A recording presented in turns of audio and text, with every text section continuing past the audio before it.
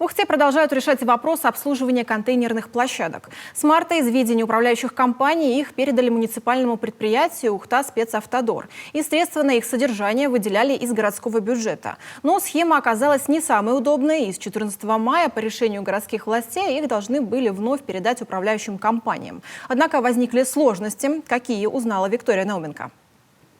На сегодняшний день вывозом мусора на территорию Ухты занимается региональный оператор «Севера». А вот обслуживанием контейнерных площадок все еще Ухта Спецавтодор. Накануне все участники этой схемы, а также руководство управления ЖКХ обсудили проблемный вопрос в Ухтинском отделении общественной приемной главы Коми. Как выяснилось в ходе дискуссии, управляющие компании отказываются возвращаться к прежней схеме.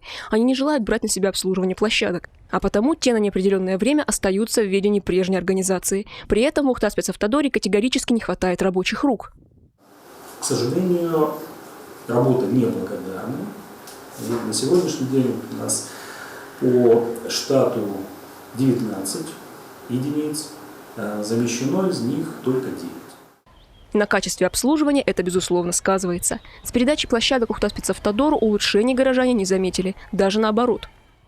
Передали как бы в марте, но в марте еще был лед и наледь была. Спецавтодор, конечно, наледь не убирала. Было, то есть, хуже. А сейчас вот лето, как бы разницы особой нет, но грязно, очень грязно. Лучше не стало.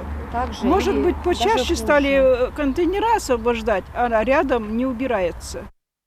Причина беспорядка на контейнерных площадках и в нехватке самих контейнеров. На сегодняшний день на территории округа 253 площадки, на которых установлено 910 контейнеров. Но в муниципалитете до сих пор не проведена их инвентаризация. Впрочем, по словам управления ЖКХ Ухты и регоператора, совместными усилиями они процесс ведут. Осталось паспортизировать около 40 площадок. Кроме того, планируется приобрести 16 новых бункеров.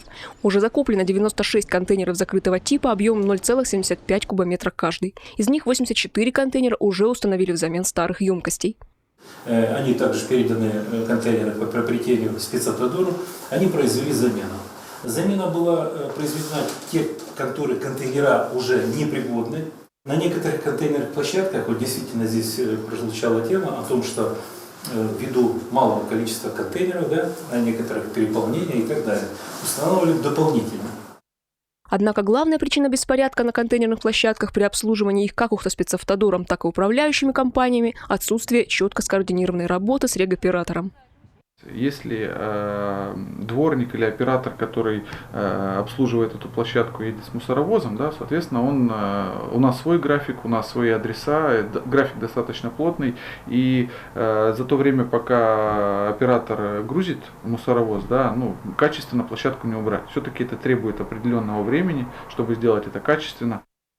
Мэр Ухты Магомед Османов считает, вывозом мусора и содержанием контейнерных площадок должна заниматься одна компания. А потому существующий формат работы в любом случае скоро претерпит изменения.